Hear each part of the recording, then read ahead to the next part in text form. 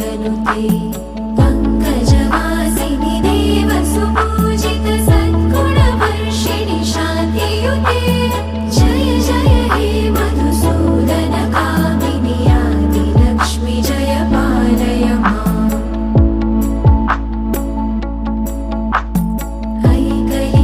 ऐकलिकल्मषनाशिनि कामिनि वैदिकरूपिणि वेदमये क्षीरसमुद्भव मङ्गलरूपिणि